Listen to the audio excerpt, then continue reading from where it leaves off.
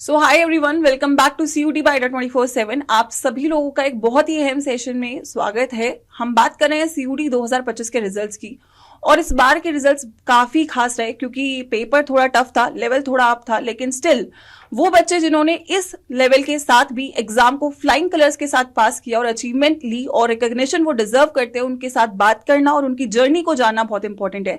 तो मेरे साथ यहाँ पर तरुण है, विच इज साइंस स्ट्रीम के टॉपर है हमारे साथ, जिसके केमिस्ट्री सब्जेक्ट में 100 परसेंटाइल रहा है, ऑल ओवर इंडिया रैंक 1 रहा है और पूरे साइंस में आई थिंक काफी शानदार स्कोर है, जिसको लेकर मैं पर्सनली बहुत प्राउड हूं। तो मिलते हैं तरुण के साथ और जानते हैं उनसे ही कैसा उनका रिजल्ट रहा, क्या उनका सफर रहा और क्या उनके चैलेंजेस थे और क्या उनकी लर्निंग्स थी जो आप सभी लोग के साथ CUT 2025 के लिए शेयर करना चाहते हैं।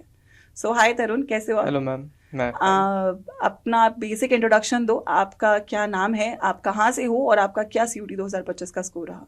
तो मैम मेरा नाम तरुण है। मैं दिल्ली में अशोक विहार में ही रहता हूँ। मेरे इस साल CUT में केमिस्ट्री में 100% आई है। उसके बाद बायो में मेरी 98.98 आई है एंड फिजिक्स में भी मेरी 99.98 आई है परसेंटाइल। बिल्कुल। और आई थिंक आपका ओवरऑल स्कोर भी 705 के आसपास बनता है, Yes, 750 में से, which is I think one of the highest score जितने अभी तक हम लोगों ने साइंस के देखे हैं।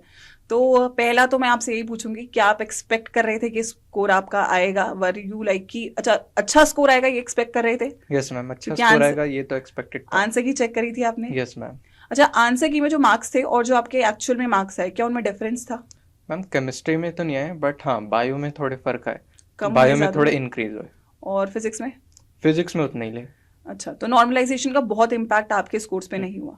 और अगर मैं बात करूं, आपका जब ओवरऑल स्कोर आपने देखा तो आप एक्सपेक्ट कर रहे थे कि अच्छा आएगा, बढ़िया आएगा, लेकिन क्या आप एक्सपेक्ट कर रहे थे कि हाईएस्ट आएगा इंडिया में? मैम मतलब केमिस्ट्री में तो फुल थे तो लग रहा था आएगा। अच्छा, फुल थे, 250 थे? Yes ma'am. तो फिर तो कम हुए ना यस मैम, नॉर्मलाइजेशन में? नॉर्मलाइजेशन में उसमें कम हुए। उसके बाद बायो में थोड़े बड़े हैं और फिजिक्स में ऑलमोस्ट उतने ही है। राइट। तो आई थिंक वो जब 100 परसेंटाइल आपने उसके साइड में देखा तो यू वर लाइक, अच्छा 250 है तो आपको पता था हाईएस्ट तो होंगे हाँ। ऑटोमेटिकली। तो जब आपने रिजल्ट चेक किया तो आप अकेले थे या आपके साथ और भी लोग थे?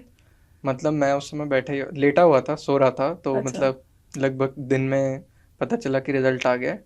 तो फिर मैंने सबसे पहले अपने सिस्टर को कॉल करके बताया। उसके मम्मी पापा भी सो रहे थे तो अच्छा, उन्हें भी बताया, तो सब फिर काफ़ी खुश हुए। सबने तो आपने कॉन्ग्रेट्स। अकेले रिजल्ट चेक किया या उनके साथ चेक किया? नहीं, अकेले ही किया था। तो यू वर लाइक कि पहले मैं देख लेता हूँ, फिर सेफ होता है तो बता दो। वैसे सेफ तो था ही, बट खुशखबरी मैं खुद ही जाके देख के आता हूँ। यस। तो आपके घर में और कौन कौन है? मैं हूँ, मेरे मदर फादर और 2 सिस्टर हैं। अच्छा, तो वो आपसे बड़ी हैं? Yes ma'am. तो आई थिंक सभी का साइंस बैकग्राउंड रहा है या सब लोग नो अलग? मैम, एक सिस्टर का साइंस है, एक का कॉमर्स है। अच्छा, तो दोनों आपको हेल्प करते होंगे जो यस कोई। मैम। तो मतलब आपका बेस्ट मतलब जो होता है ना कि एक इंसान जिसके साथ मैं अपनी सारी प्रॉब्लम्स शेयर कर सकता हूँ, सारे चैलेंजेस शेयर कर सकता हूँ, एंड जो आपको सही गाइडेंस देता है, वो कौन था पूरी फैमिली में? तो मैम मतलब मेरी दोनों सिस्टर ही मेनली गाइड करती थी। तो बड़ी वाली सिस्टर साइंस बैकग्राउंड से थी तो उनसे भी काफ़ी अच्छी गाइडेंस मिल जाती थी। और मतलब छोटी वाली सिस्टर से बातें होती रहती थी, तो मतलब दोनों की गाइडेंस में मैं मेनली रहता था। अच्छा, तो और आपका जो रिजल्ट रहा है उसका मेन क्रेडिट किसको देना चाहोगे? हाँ मतलब पेरेंट्स का एक तो सपोर्ट रहा, तो पेरेंट्स को भी। और हाँ, सिस्टर ने भी मतलब हमेशा ये हुआ कि वो बात करते रहे, तो उससे मुझे लोनली फील नहीं हुआ, तो उनको भी ज़रूर देना आई चाहिए। थिंक घर का सपोर्ट बहुत इंपॉर्टेंट हाँ है, घर का माहौल बहुत इंपॉर्टेंट है, क्योंकि तभी एक बच्चा अपना ट्रू टैलेंट बाहर निकाल सकता है, विच सही। इज जो आप बोलना भी चाहोगे। तो अच्छा, जो जैसे बहुत सारे बच्चे ऐसे भी हैं जिनके मार्क्स थोड़े से उतने अच्छे नहीं हैं जितना वो एक्सपेक्ट कर रहे थे, उनको आप क्या कहना चाहोगे? मतलब जैसे आपके मार्क्स अच्छे हैं, बट यू ऑल्सो नो कि एज अ स्टूडेंट कितना इंपॉर्टेंट बच्चों के लिए नंबर लाना होता है, मतलब वो कितना उसको दिल पे ले लेते हैं। तो मैम मतलब मार्क्स कम आ सकते हैं क्योंकि एग्ज़ाम का डे भी बहुत मैटर करता है। हाँ कितने बच्चों के साथ ये हो जाता है, सिस्टम में कोई दिक्कत आ हाँ, जाती ऑनलाइन है में। या फिर सेंटर पे भी कोई दिक्कत आ जाती है। तो मतलब इसमें यही है, जो स्कोर आए उसको एक्सेप्ट करना चाहिए और थोड़ा आगे बढ़ना चाहिए कि आगे कोई एग्ज़ाम हो उसमें ऐसी दिक्कतें ना हो और हम थोड़ा कॉन्फिडेंट रहें। लर्निंग्स लेनी चाहिए। हम्म। मतलब ऑब्वियसली नया नया तो दुख होता ही है, हाँ लेकिन हाँ उस पर स्टक ऑन नहीं होना चाहिए और आगे मूव ऑन हाँ, करना मतलब चाहिए। हमें एक ये सेशन भी मिलता है कि ज़रूरी नहीं जो हमने सोचा है वही हो, कुछ और भी हो सकता है। God's plan is the best plan, yes वो मैम। वाला जो चीज़ है, आई थिंक वो मुझे भी लगता है, मैं उस चीज़ पे बहुत ज़्यादा बिलीव करती हूँ कि जो होता है वो अच्छे के लिए ही होता है। तो आई थिंक ये एक बहुत बड़ी चीज़ है जो आपने बोली, और शायद आपने लाइफ में एक्सपीरियंसेस लिए होंगे उससे आप इस जो होता है ना कि मैच्योरिटी लाइफ में धीमे धीमे ही आती है, एंड आई थिंक वो मेरे को आपसे देखने को मिल रही है। इसके अलावा मेनली जो मुझे सीयूटी वाले बच्चों का कंसर्न लगता है वो होता है बोर्ड्स। तो Yes, पहले तो आप अपने बोर्ड्स का सफर बताओ कि बोर्ड्स का सफर कैसा था। तो मैम बोर्ड्स में 11th में तो स्टार्टिंग में आराम से पढ़ रहा था, ठीक ठाक पढ़ लिया। उसके बाद 12th में जब पढ़ना चालू किया तो मुझे लगा कि थोड़ी दिक्कतें आ रही हैं। 11th आपकी स्ट्रॉन्ग थी जब आपने तब पढ़ी थी या सीरियस? मतलब ठीक ठाक थी, बहुत स्ट्रांग तो नहीं कह सकते। तो मतलब मुझे 12th में महसूस हुआ कि 11th इसको एक बार अच्छे से करना चाहिए। हम्म, ऑर्गेनिक केमिस्ट्री हो हाँ गई, बेसिक्स जो उसके होते हैं। बाद फिजिक्स का कुछ पोर्शन हो गया। बायो में तो इतनी दिक्कत नहीं हुई, बट हाँ ये मुझे तो मैंने स्टार्टिंग में थोड़ा वो देख लिया एक बार। 11th का बेसिक हाँ पहले ही देखा था और ऐसे नहीं कि हाँ, लास्ट के महीने और में। मतलब मुझे लगा कि ये टॉपिक्स इन 12th में भी हेल्प करेंगे, तो उनको भी साथ साथ पढ़ता रहा था। और उसके बाद 12th में मैं साथ के साथ पढ़ता रहा, क्योंकि बोर्ड्स भी थे और मेन बात है बीच में प्री बोर्ड्स भी होते रहते हैं, स्कूल के भी टेस्ट half वगैरह yearlies होते है। हैं। तो मतलब साथ के साथ करते रहो तो अच्छा है। तो मतलब वही टाइम टेबल रहता था कि जो करना है रोज करना है। मतलब स्कूल गया, आया, फिजिक्स पढ़ी, देन केमिस्ट्री का रिवाइज किया, उसके बाद सुबह बायो और केमिस्ट्री ऑल्टरनेट पढ़ता था और फिजिक्स रेगुलर पढ़ता था। आपकी स्कूल की भी बहुत इंटरेस्टिंग स्टोरी है। तो आपका स्कूल आप मुझे बता रहे थे कि 2 शिफ्ट्स में होता है। तो आपका कौन सा शिफ्ट था और उस शिफ्ट के साथ पढ़ाई को मैनेज करना क्या एक चैलेंज था, और अगर चैलेंज था तो उसको कैसे आपने तो overcome मतलब किया? मेरा इवनिंग शिफ्ट था, तो ये रहता था कि दिन का स्कूल है, हम्म, तो थोड़ी दिक्कतें तो आती थी। बट कितने हाँ, बजे से कितने बजे तक स्कूल होता था? 1 बजे से 6:30-7 के लगभग होता था वो। मतलब समर और विंटर में थोड़ा वेरी करता रहता हाँ, था। तो सुबह फिर आप उठ के पढ़ते थे या लाइक बच्चे ऐसा हो जाते हैं अक्सर कि अभी सुबह ज्यादा टाइम मिला तो लेट सो के उठेंगे और वो, नहीं मतलब आदत हो गई थी तो उठ जाता था। तो आप मतलब पहले से ही डिसिप्लिन थे? हाँ मतलब सुबह अपने आप ही ये होता था कि मम्मी पापा उठ जाते थे, हम्म, उसके बाद सूरज भी उग ही जाता, मतलब अपने आप नींद टूट जाती थी। नहीं मैंने ना ऐसे बहुत बच्चे देखे, स्पेसिफिकली साइंस वाले बच्चे ऐसे होते हैं कि वो रात में पढ़ना उनको पसंद होता है और सुबह लेट उठना पसंद होता है। मेरे घर में भी ऐसे मेरे छोटे भाई बहन है, तो उनके साथ भी मेरी मम्मी बहुत डांटती है कि नहीं सुबह उठना चाहिए, सुबह उठना चाहिए। तो ये जो चीज़ थी सुबह उठने वाली, ये आपके अंदर खुद से ही थी कि, और सुबह ज़्यादा पढ़ना आपके लिए लगता है कि बेनिफिशियल होता है या रात में पढ़ने की एफिशिएंसी ज़्यादा होती है? मैं मतलब रात में तो मैं इतना नहीं पढ़ पाता था, क्योंकि फिर अगले दिन स्कूल भी जाना। तो मैं सुबह मतलब 6 बजे के आसपास उठ जाता था, कभी कभी 5 भी कर देता था, तो फिर रात को थोड़ा जल्दी सो जाता था। तो मतलब सुबह क्या होता था, मतलब बायो मुझे ऐसा लगता था मैं ज़्यादा पढ़ पाता था। मैंने मतलब रात को भी ट्राई करके देखा, पर उसमें ये था मैं ज़्यादा कवर अप नहीं कर पा रहा था। तो फिर मैंने सुबह के साथ ही परस्यू करना चालू कर दिया। ओके, वो रूटीन बना लिया फिर हम्म। आपने। ग्रेट। तो अगर मैं अड्डा 247 की बात करूँ तो कब से आप अड्डा 247 से जुड़े और शुरुआत कहाँ से हुई? अंत तो हमें पता है सीयूटी से हुआ, बट शुरुआत कहाँ से और तो कैसा मैम रहा सफर? बेसिकली 11th में तो इतना हम नहीं मिल पाए, बट हाँ 12th में फिर ज़रूरत पड़ने लगी, तो मैंने थोड़ा यूट्यूब। यूट्यूब पे सर्च किया, तो मुझे कुछ सीरीज वगैरह मिलने लगी।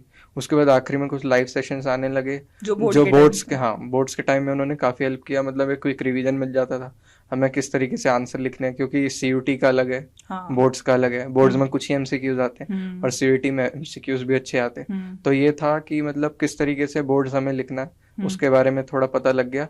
और बोर्ड्स का भी पेपर थोड़ा अच्छा आता है। अब तो इस बार तो लेवल भी बढ़ गया काफी। तो इसलिए तो फिर ये था कि सीयूटी अड्डा के साथ दोनों चीज़ें मैनेज हो जाती थी। तो आपने सीयूटी अड्डा को बोर्ड्स के टाइम से फॉलो करना हाँ स्टार्ट मेनली किया था? बोर्ड्स के टाइम से कह सकते तो वो जो सुबह वाली मैराथन हैं। हाँ उसने आपकी मदद करी जो हाँ मैं, काफ़ी मदद की उन्होंने। और ऐसा हम बोलते हैं उसमें से पेपर आया तो आया था, हाँ काफ़ी क्वेश्चंस आ जाते थे। क्योंकि वो सब सिलेबस ही हो जाता है। बेसिकली मुझे क्या लगता है, इट इज नॉट अबाउट कि बोलो कि पेपर हमने बता दिया, सवाल बता दिया। अगर हम बच्चे को पूरा सिलेबस ही करवा दे तो फिर ऑटोमेटिकली सिलेबस हाँ में से ही आना मतलब है। मेनली क्या होता है, जीओसी में हमारे सारे रिएजेंट रिएक्शंस हाँ। पता लगी जाती, तो उन्हीं में से कोई ना कोई आती है।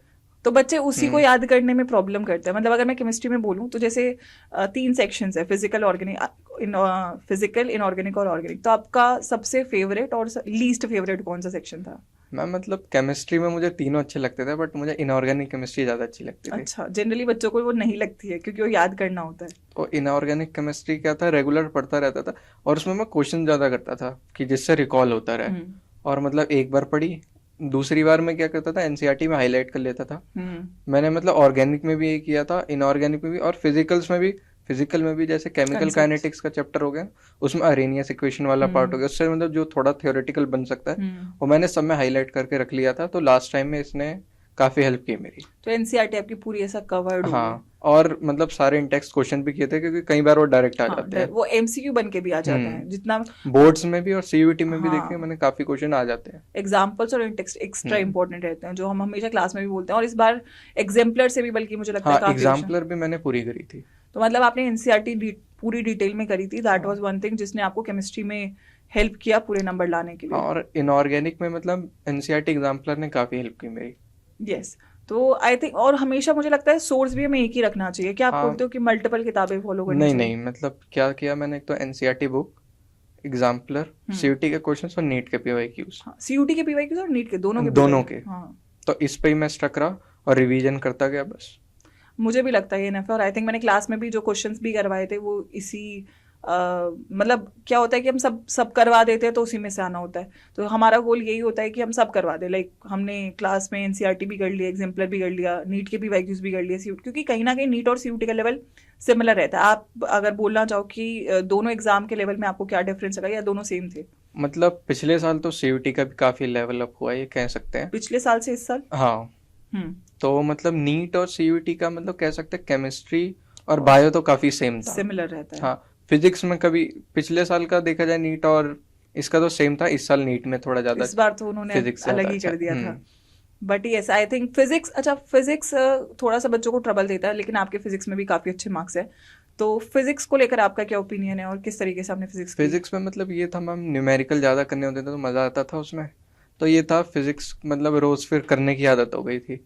आपको ऐसा नहीं लगता, जैसे बच्चे बोलते हैं मैम हमें तो क्वेश्चन देख के समझ ही नहीं आता कि क्या कंसेप्ट लगाना है, तो मतलब जब आपने शुरुआत करी फिजिक्स को पढ़ने की और जब से वो आपको समझ में आने लगा, तो आपने क्या चीज़ ऐसी करी कि फिजिक्स में आपको प्रॉब्लम जो हो रही थी वो नहीं हुई और चीज़ें क्लियर मैम हुई? स्टार्टिंग में तो दिक्कतें आती है, फिर क्या हुआ, टीचर को थोड़ा अच्छे से लिसन करा कि कैसे समझा लेक्चर्स। रहे हैं। हाँ, मतलब और मेनली कॉन्सेप्ट से फोकस करा कि हम्म। यहाँ इस क्वेश्चन में ये करना है, इस क्वेश्चन पहले तो बेसिक जो कॉन्सेप्ट्स बताते हैं उन पे, और धीरे धीरे क्वेश्चंस टीचर से सीखे, मतलब ऐसे सॉल्व करना है, ऐसे अप्रोच करना है। उसके हाँ, बाद धीरे धीरे फिर खुद वो प्रैक्टिस करी डेवलप हो और फिर जाता है। अपने आप आने लग हाँ, गया। एक बार जब हम बहुत सारी चीजें कर लेते हैं तो फिर कुछ नया आता है तो वी कैन जस्ट लाइक, हमारा दिमाग ऑलरेडी उतना वो प्रोएक्टिव हो और जाता मतलब है। फिजिक्स में क्या था, बहुत सारे क्वेश्चन कर लेने, क्योंकि अगर पेपर में कोई नया क्वेश्चन आया तो मैम उस समय नहीं होता, हाँ, ये बात मतलब भी है। ब्रेन नहीं झेल पाता उतना। हाँ, अच्छा, ये स्टोरी भी बहुत इंटरेस्टिंग है कि आपका सीयूटी का जो पेपर थे तीनों एक साथ थे, यस मैम। और मैंने जितने बच्चों से बात करी है उनका पहला केमिस्ट्री था और फिर बाद में फिजिक्स था, तो फिजिक्स तक जाते जाते बच्चे एग्जॉस्ट हो जाते थे, आपके साथ उल्टा था। यस तो मैम। क्या आपके लिए बेनिफिशियल था कि आपका फिजिक्स का पेपर पहले था, या आप चाहते थे कि फिजिक्स बाद में होना चाहिए था? नहीं मैम, मतलब मेरे को मतलब तीनों सब्जेक्ट में मैं कभी एग्जॉस्ट ऐसे होता नहीं था, ठीक लगता था। तो फिजिक्स में पहले आ गया, कोई दिक्कत नहीं हुई। बट हाँ, ये था फिजिक्स में यही था, 1 घंटे में 50 क्वेश्चन थोड़ी बड़ी हाँ, बात है। टफ तो है। ये था कि हाँ, स्पीड तो अप आपने कर। कैसे मैनेज किया टाइम को, और किस स्पीड को लेके चले, कहीं पे अटके तो क्या तो उसका मतलब अप्रोच मेरा था? ये था कि 1 मिनट से ज़्यादा किसी क्वेश्चन को देना नहीं है, हम्म। ये स्टार्टिंग में रख लिया। और कोई बड़ा क्वेश्चन दिख रहा है या फिर अभी नहीं हो रहा तो मैं मतलब छोड़ते गया। जैसे मैंने 40 मिनट्स में 30 क्वेश्चन कर लिए, तो मुझसे 4 या 5 नहीं हुए उस समय। तो उन 30 में से? हाँ, तो मतलब या फिर कोई आंसर आधा आ गया तो छोड़ दिया मैंने, फिर मैं अटके आगे नहीं। बढ़ गया।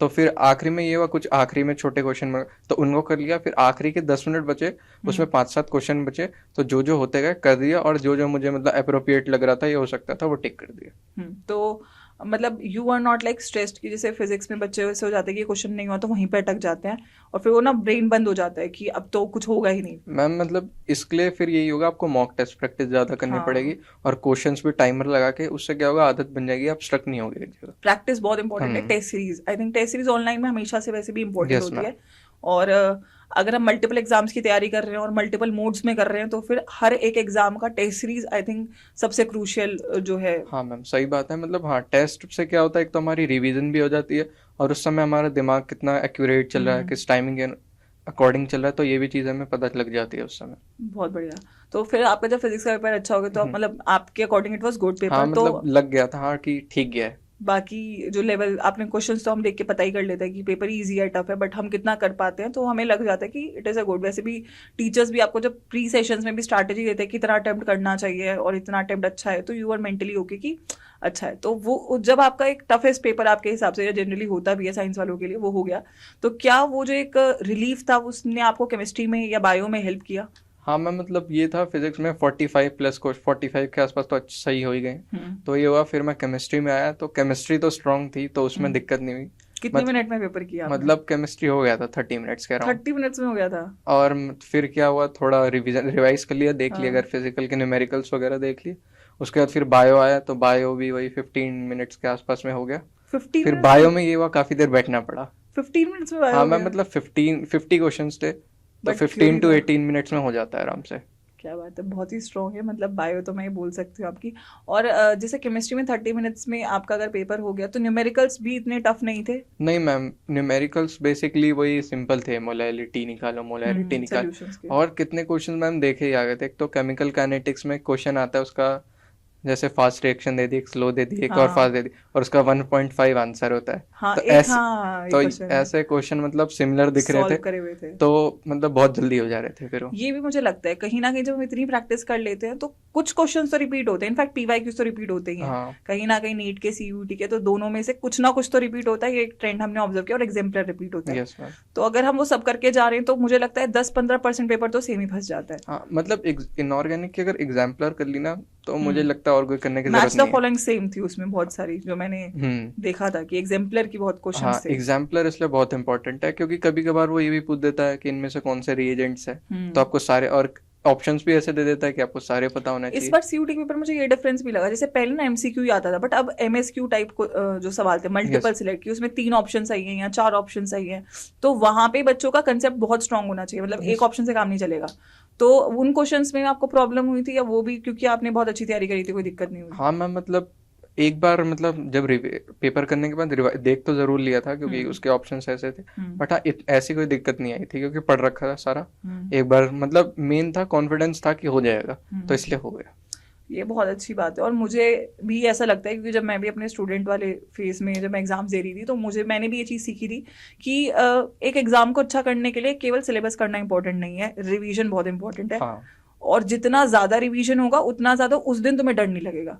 वरना मैंने मेजोरिटी बच्चों के साथ ये देखा कि वो बहुत अच्छा कर रहे होते हैं, टेस्ट सीरीज अच्छी कर रहे होते हैं, लेकिन उस दिन क्योंकि इतना स्ट्रेस में हो जाते हैं तो वो कर ही नहीं पाते पेपर को। तो आपने कितने रिवीजन साइकिल्स पेपर से पहले कर लिए थे कि आप स्टेट में थे कि मतलब यू आर वेरी श्योर कि पेपर तो अच्छा ही होगा? कि मैं मतलब एक तो होता है हम शुरुआत में नोट्स पढ़ते हैं, हाँ। तो वो तो पढ़ा था मैंने मतलब 5-6 मंथ, उसके साथ थोड़े बहुत क्वेश्चन कर लिए। फिर आखिरी तक ये हो गया था कि नोट्स और एनसीईआरटी का मतलब पता चल गया था सब कुछ कहाँ कि पे हाँ क्या लिखा है। कि याद हो गया। हाँ हाँ। तो मेनली क्वेश्चन पे प्रैक्टिस किया तो उससे क्या हुआ कि ये पता लग गया कि वो ऐसे भी पूछ सकता है। फिर चीजें गलती भी होती तो उसे सीखने को भी मिलता।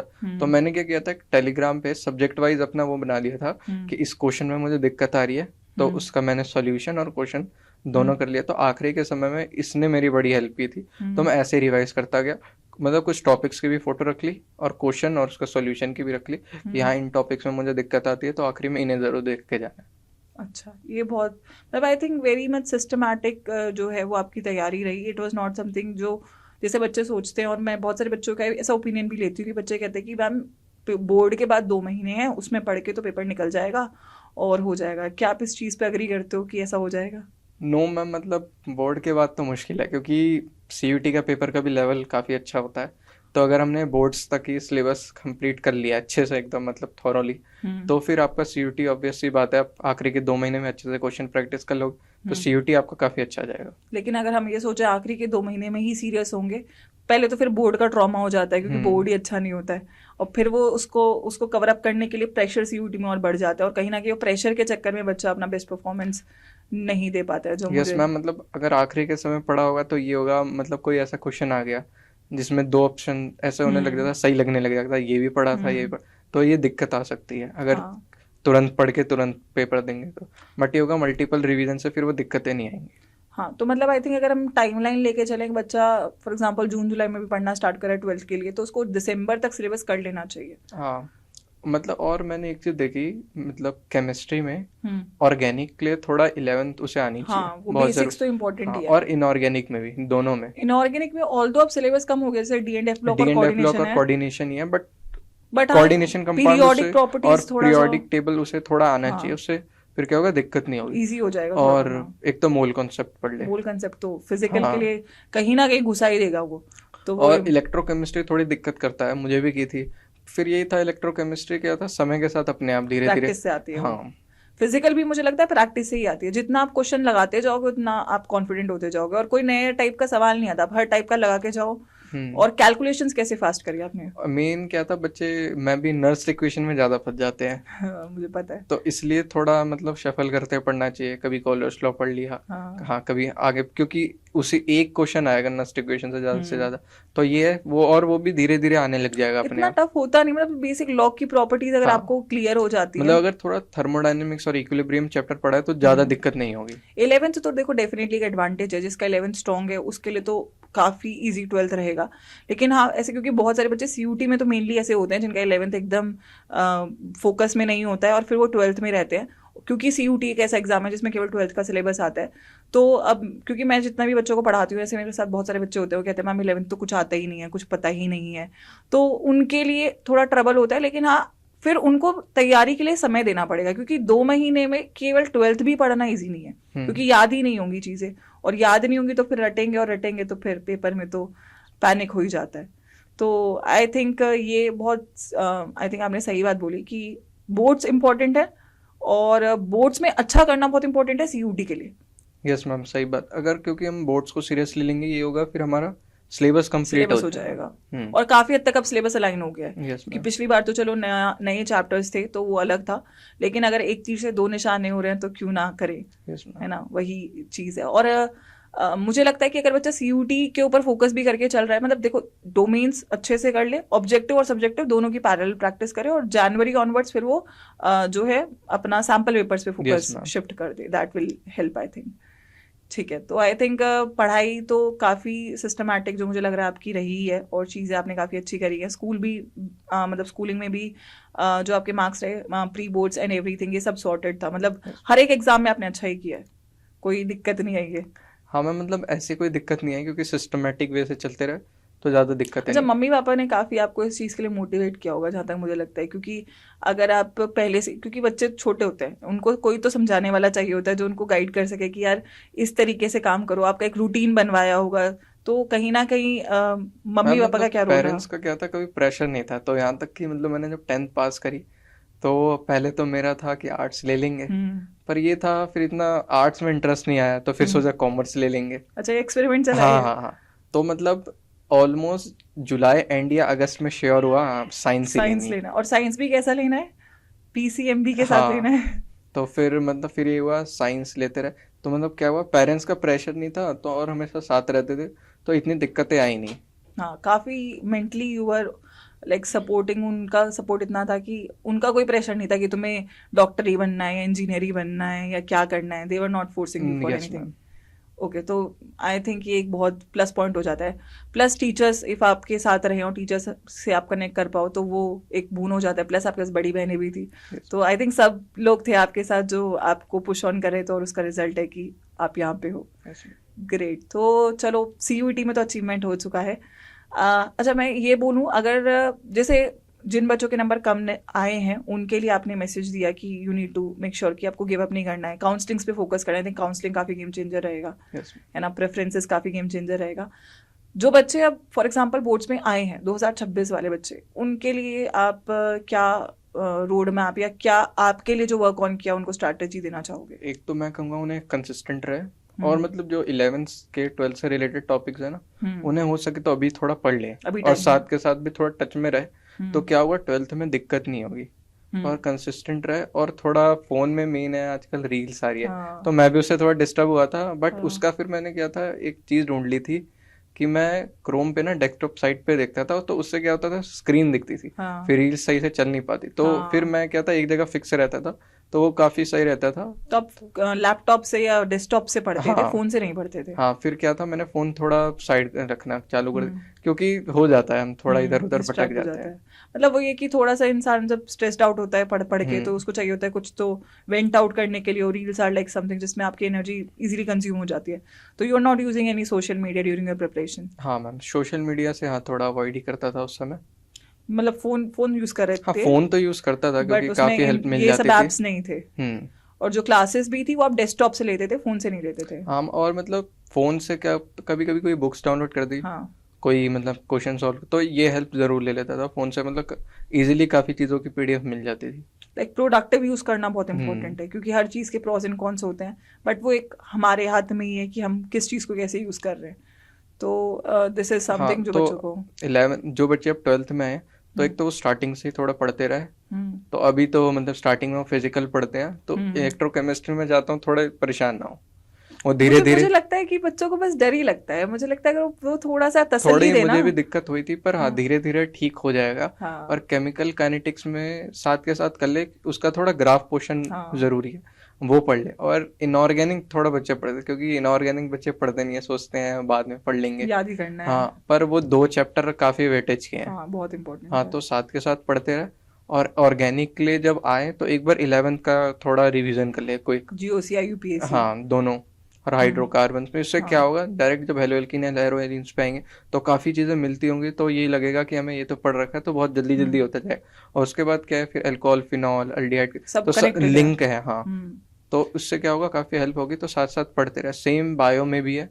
बायो में तो ऐसे 11th से थोड़ी ज़्यादा कनेक्शन वैसे इतनी पड़ेगी, मतलब अच्छे से 12th से ही पढ़ना चालू करे तो दिक्कत नहीं होगी। सिमिलर फिजिक्स में थोड़ी, बस हाँ ये होगा, फिजिक्स में बेसिक मैथ्स थोड़ी स्ट्रांग रखे तो 12th में दिक्कत नहीं होगी। ठीक है। और अपने जो हाफ ईयरलीज है उनको भी एज अ टेस्ट हाँ सीरियसली ले। हाँ, और स्कूल का भी करिकुलम थोड़ा साथ के साथ देखते रहे, ऐसा नहीं हो कि एक ही तरफ हम झुके रहें, तो चीजों, क्योंकि कहीं पे भी लैग आता है क्योंकि तो आखिरी इम्पैक्ट में तो होता बोर्ड्स है। में टीचर्स को ही नंबर देने हैं, तो हाँ, थोड़ा मतलब उनके साथ भी रहना पड़ेगा। कोऑर्डिनेट रहना जरूरी है, उनको भी खुश रखना जरूरी है। प्रैक्टिकल्स की भी बात रहेगी। Hmm, but I think balance, I think पूरी जर्नी में बैलेंस करना बहुत इंपॉर्टेंट है। यस किसी भी मैम। चीज को एक्स्ट्रा करोगे तो वो प्रॉब्लम ही देगी।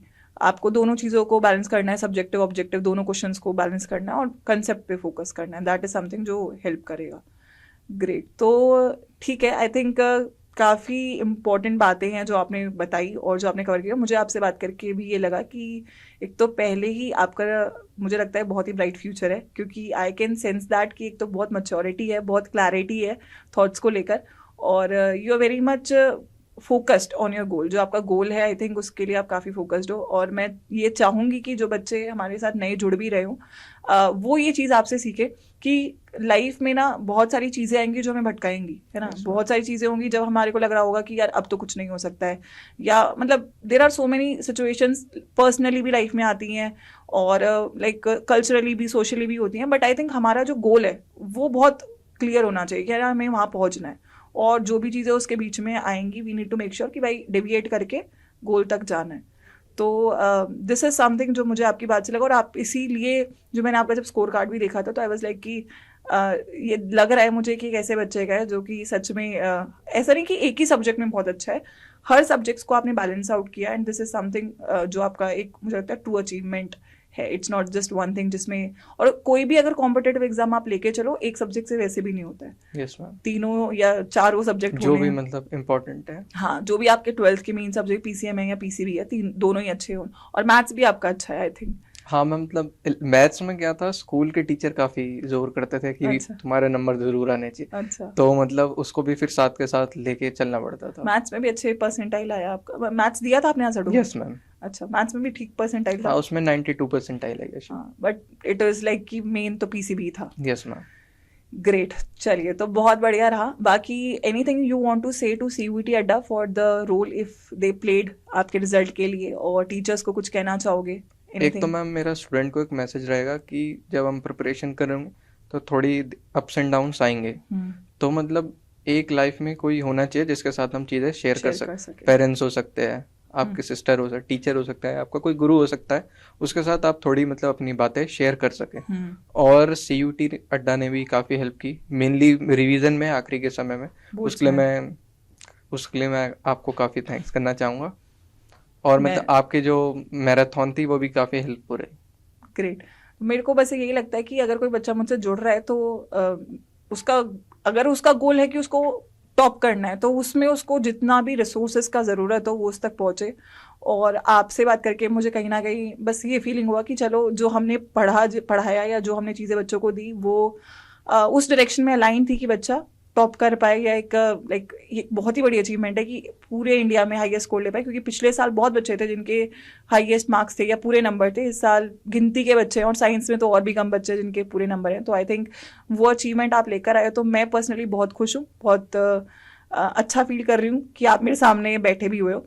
और मेरी बेस्ट विशेस रहेंगी आपकी आगे की फ्यूचर की जर्नी के लिए। मैं चाहूँगी आप कनेक्टेड रहो, ठीक है, और आगे भी जैसे अभी तो आपके एंट्रेंसेस हुए हैं, लेकिन आगे भी आपको कभी भी रिक्वायरमेंट हो किसी भी गाइडेंस की, या लाइक आगे आप ग्रेजुएशंस में जाओगे या पीजीज में जाओगे, आपको रिकमेंडेशंस की ज़रूरत पड़ेगी, टीचर्स की ज़रूरत पड़ेगी, सो आई विल से कि मैं हमेशा ओपन रहूँगी आपसे बात करने के लिए। एंड आई विल ट्राई कि लाइफ में CUT अड्डा से जुड़ना आपके लिए काफ़ी मेमोरेबल लेसन या होता ना एक्सपीरियंस बन के निकले, और आप अच्छी यादों के साथ आगे बढ़ो।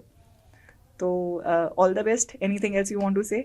No ma'am, thank you for a चलिए, तो नाइस सेशन। कंग्रेचुलेशंस, एंड मिलते हैं अगले सेशन में ऐसी और बच्चों के साथ। ये थे हमारे साथ Tarun, topper for science stream and all India rank for 1 for chemistry domain. And मैं चाहती हूँ ऐसे ही आप लोगों का भी रिजल्ट आए, आप लोग भी यहाँ पे आके बैठे और अपने सफ़र को यहाँ पे शेयर करें और अपने जूनियर्स को मोटिवेट करें। कैसा लगा आपको ये एक्सपीरियंस सुन के? Let me know in the comment section. And ऐसे ही और वीडियोस और सेशंस के लिए do subscribe the channel. All the best.